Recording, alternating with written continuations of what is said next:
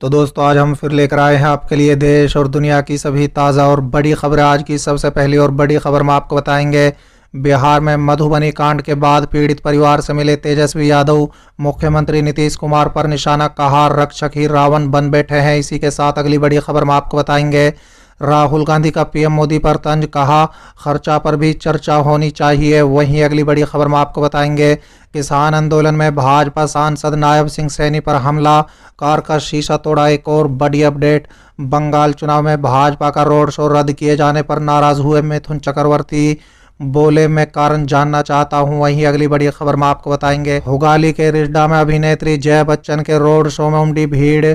एक और बड़ी अपडेट, कोरोना संक्रमित व्यक्ति के संपर्क में आने के बाद भी रैलियां कर रहे हैं सीएम योगी, प्रियंका गांधी ने लगाया आरोप। एक और बड़ी अपडेट, बीजेपी को झटका, 64 में से महज 28 सीटें जीती कांग्रेस के अच्छे दिन। वहीं अगली बड़ी खबर में आपको बताएंगे, झारखंड के सीएम हेमंत सोरेन का बड़ा ऐलान, बोले 30 अप्रैल तक झारखंड में सब कुछ बंद, बताएंगे सरकारी आदेश। तो चलिए देख लेते हैं आज की पहली बड़ी खबर। बिहार में मधुबनी कांड के बाद पीड़ित परिवार से मिले तेजस्वी यादव, मुख्यमंत्री नीतीश कुमार पर निशाना, कहा रक्षक ही रावण बन बैठे हैं। दरअसल दोस्तों, बिहार विधानसभा में नेता प्रतिपक्ष तेजस्वी यादव ने मधुबनी जिले में हुए नरसंहार को लेकर पीड़ित परिवार से मुलाकात की। पीड़ित परिवार से मुलाकात करने के दौरान मुख्यमंत्री नीतीश कुमार पर एक बार फिर से तंज कसा है। उन्होंने मधुबनी के एसपी और डीएसपी को तत्काल हटाने की मांग की है। तेजस्वी यादव ने कहा है कि जब तक ये दोनों अधिकारी मधुबनी में टिके रहेंगे तब तक इस मामले की निष्पक्ष जांच संभव नहीं है, क्योंकि रक्षक ही रावण बन बैठे हैं। तेजस्वी ने कहा है कि होली के दिन रावण सेना नाम से संगठन चलाने वाले ने इस हत्याकांड को अंजाम दिया है। इसके पीछे परवीन नाम का एक गुंडा है जिसके खिलाफ कई मामले सामने आए हैं, लेकिन उसका साठगांठ मुख्यमंत्री नीतीश कुमार के अधिकारियों के साथ है, वो अफसरों के साथ उठता बैठता है। उन्होंने कहा है कि घटना के दिन मृतकों के परिजनों ने एसपी को फोन कर इसकी सूचना दी, लेकिन कोई भी पुलिस वाला नहीं पहुंचा।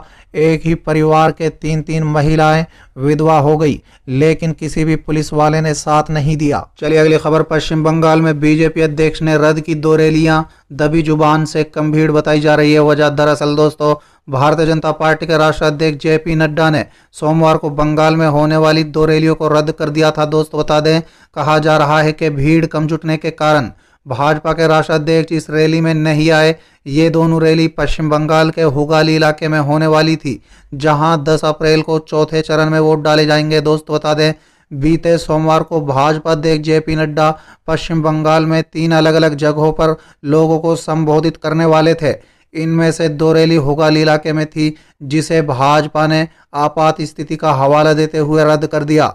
हालांकि टेलीग्राफ पे छपी एक रिपोर्ट के अनुसार भारतीय जनता पार्टी के सूत्रों ने समाचार पत्र को बताया कि दोनों रैलियों में कम भीड़ आने के कारण जेपी नड्डा ने एन मौके पर रैली में आने से मना कर दिया। चलिए अगली खबर, राहुल गांधी का पीएम मोदी पर तंज, कहा खर्चा पर भी चर्चा होनी चाहिए। दरअसल दोस्तों, कांग्रेस के पूर्व अध्यक्ष राहुल गांधी ने प्रधानमंत्री नरेंद्र मोदी के परीक्षा पर चर्चा कार्यक्रम के पृष्ठभूमि में गुरुवार को उन पर कटाक्ष करते हुए कहा है कि खर्चा पर भी चर्चा होनी चाहिए। उन्होंने ये सवाल भी किया है कि प्रधानमंत्री पेट्रोल डीजल की बढ़ती कीमतों को लेकर चर्चा क्यों नहीं करते। राहुल गांधी ने एक खबर साझा करते हुए ट्वीट किया, केंद्र सरकार की कर वसूली के कारण गाड़ी में पेट्रोल डीजल भरवाना किसी इम्तिहान से कम नहीं है, फिर प्रधानमंत्री इस पर चर्चा क्यों नहीं करते। खर्चा पर भी चर्चा होनी चाहिए।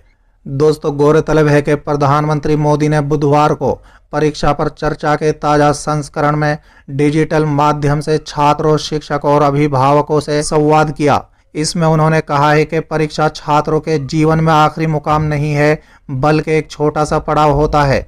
इसलिए अभिभावकों को या शिक्षकों को बच्चों पर दबाव नहीं बनाना चाहिए। चलिए अगली खबर, किसान आंदोलन में भाजपा सांसद नायब सिंह सैनी पर हमला, कार का शीशा तोड़ा। दरअसल दोस्तों, केंद्र के 3 नए कृषि कानूनों के खिलाफ आंदोलन कर रहे प्रदर्शनकारी किसानों ने मंगलवार को हरियाणा में सत्तारूढ़ भाजपा के सांसद नायब सिंह सैनी का घेराव किया और उनकी कार के शीशे चकनाचूर कर दिए। दोस्तों बता दें, सैनी ने कहा है कि पुलिस को कुरुक्षेत्र से करीब 20 किलोमीटर दूर शाहबाद मरकंडा में उन्हें प्रदर्शनकारियों से दूर ले जाने में काफ़ी मशक्कत करनी पड़ी। किसानों ने 2 अलग अलग जगहों पर महिला और बाल विकास मंत्री कमलेश हांडा के खिलाफ कैथल जिले में और पानीपत कार्यक्रम में हिस्सा लेने आ रहे प्रदेश भाजपा प्रमुख ओपी धनखड़ के खिलाफ भी नारेबाजी की।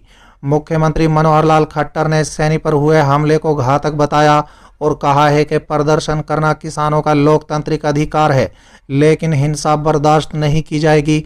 दोस्तों बता दें, केंद्र के 3 नए कृषि कानूनों को रद्द करने की मांग कर रहे किसान जननायक जनता पार्टी के विधायक रामकरण काला के घर के बाहर प्रदर्शन कर रहे थे।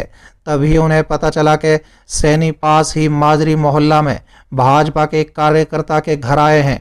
इसके बाद प्रदर्शनकारी भाजपा कार्यकर्ता के घर के बाहर एकत्रित हुए। सैनी के मुताबिक जब उन्होंने वहां से निकलने की कोशिश की तभी 50 से ज्यादा प्रदर्शनकारियों ने उनका घेराव किया। चलिए अगली खबर, होगाली के रिजडा में अभिनेत्री जया बच्चन के रोड शो में उमड़ी भीड़। दरअसल दोस्तों, होगाली जिले के श्रीरामपुर विधानसभा सीट से तृणमूल कांग्रेस उम्मीदवार डॉक्टर सुदीप्त राय के समर्थन में बुधवार रात मशहूर फिल्म अभिनेत्री और राज्यसभा सांसद जया बच्चन ने रिजडा के बंगूर पार्क इलाके में रोड शो किया। जया बच्चन को देखने के लिए सड़क के दोनों तरफ लोगों की लंबी कतार लग गई। जया बच्चन की एक झलक पाने के लिए खासकर महिलाएं बेचैन दिखी। दोस्तों बता दें, बुधवार शाम 7 बजे के करीब जया बच्चन ने तृणमूल उम्मीदवार डॉक्टर सुदीप्त राय को लेकर रोड शो शुरू किया। इस मौके पर रिजडा शहर तृणमूल कांग्रेस कमेटी के अध्यक्ष विजय सागर मिश्रा, तृणमूल नेता मनोज साव और अन्य नेता उपस्थित थे। रिजडा के हिंदी भाषी क्षेत्र में हुए इस रोड शो में उपस्थित जया बच्चन को देखने के लिए जहां रास्ते में लोगों का हुजूम था, वहीं सैकड़ों लोग अपने अपने घरों की छत और खिड़कियों पर खड़े होकर उनका दीदार करते नजर आए। चलिए अगली खबर, कोरोना संक्रमित व्यक्ति के संपर्क में आने के बाद भी रैलियां कर रहे हैं सीएम योगी। प्रियंका गांधी का बड़ा आरोप। दरअसल दोस्तों, उत्तर प्रदेश प्रभारी और कांग्रेस महासचिव प्रियंका गांधी ने उत्तर प्रदेश के मुख्यमंत्री योगी आदित्यनाथ पर गंभीर आरोप लगाया है। प्रियंका गांधी ने गुरुवार को ट्वीट करते हुए कहा है कि यूपी के मुख्यमंत्री कोरोना संक्रमित व्यक्ति के संपर्क में आने के बाद भी चुनावी रैलियों में जा रहे हैं। उनका कार्यालय कोविड से होने वाली मौतों का गलत आंकड़े दे रहा है। दोस्तों बता दें, उत्तर प्रदेश प्रभारी और कांग्रेस महासचिव प्रियंका गांधी ने गुरुवार को ट्वीट किया। ट्वीट करते हुए प्रियंका गांधी ने लिखा, मीडिया रिपोर्ट के मुताबिक यूपी के मुख्यमंत्री कोविड प्लस व्यक्ति के संपर्क में आने के बाद भी रैलियों में जा रहे हैं। उनका कार्यालय कोविड से होने वाली मौतों की गलत आंकड़े दे रहा है। चलिए अगली खबर, हिमाचल प्रदेश में बीजेपी को झटका। 64 में से महज 28 सीटें जीती कांग्रेस के अच्छे दिन। दरअसल दोस्तों, हिमाचल प्रदेश में साल 2022 में विधानसभा चुनाव होने हैं। ऐसे चुनाव से 1.5 साल पहले सियासी रुझान प्रदेश की मौजूदा भाजपा सरकार के खिलाफ जनमत का संकेत दे रहे हैं। दोस्तों बता दें, सूबे में हुए 4 नगर निगम चुनाव के नतीजे कुछ इसी ओर इशारा करते हैं। दरअसल 7 अप्रैल को मंडी, पालमपुर, धर्मशाला और सोलन में हुए नगर निगम चुनाव में जो नतीजे सामने आए हैं वो कांग्रेस पार्टी को राहत देने वाले हैं। नगर निगम चुनाव में भाजपा को निराशा हाथ लगी है। दोस्तों बता दें, चारों नगर निगमों की कुल 64 में से 29 सीटें कांग्रेस की झोली में गई। इसके अलावा भाजपा को 28 सीटों के साथ संतुष्ट करना पड़ा। वहीं आम आदमी पार्टी का खाता भी नहीं खुल पाया। हिमाचल प्रदेश के पूर्व सीएम रहे और दिग्गज नेता शांता कुमार के घर पालमपुर में भाजपा को करारी हार का सामना करना पड़ा है। पालमपुर के कुल 15 वार्डों में से कांग्रेस 11 पर विजय हुई है, जबकि भाजपा को सिर्फ 2 वार्डों में संतोष करना पड़ा है। जबकि कांग्रेस और भाजपा के एक एक बागी आजाद उम्मीदवार भी जीत दर्ज करने में कामयाब हुए हैं। चलिए अगली खबर, झारखंड के सीएम हेमंत सोरेन का बड़ा ऐलान। 30 अप्रैल तक झारखंड में सब कुछ बंद। दरअसल दोस्तों, झारखंड सरकार ने 30 अप्रैल तक सभी school, gym, park, swimming pool अगले आदेश तक बंद कर दिए हैं। कोरोना वायरस के बढ़ते संक्रमण को देखते हुए मुख्यमंत्री हेमंत सोरेन की अध्यक्षता में राज्य सरकार की उच्च स्तरीय समिति ने मंगलवार को बैठक की। बैठक में ये निर्णय लिया गया है कि 30 अप्रैल तक सभी school, park, gym, swimming pool बंद रहेंगे। साथ ही प्रदर्शन और जुलूसों को भी बंद कर दिया गया है। सरकार का यह आदेश 8 अप्रैल से पूरे राज्यों में प्रभावी हो गया है।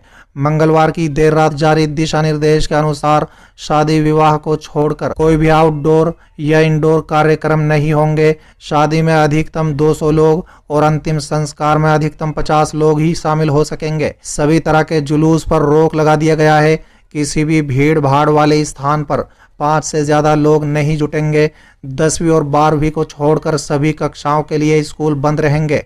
बोर्ड की परीक्षाओं को लेकर 10वीं और 12वीं की कक्षाएं ऑफलाइन होंगी, जबकि अन्य कक्षाएं ऑनलाइन चलती रहेंगी।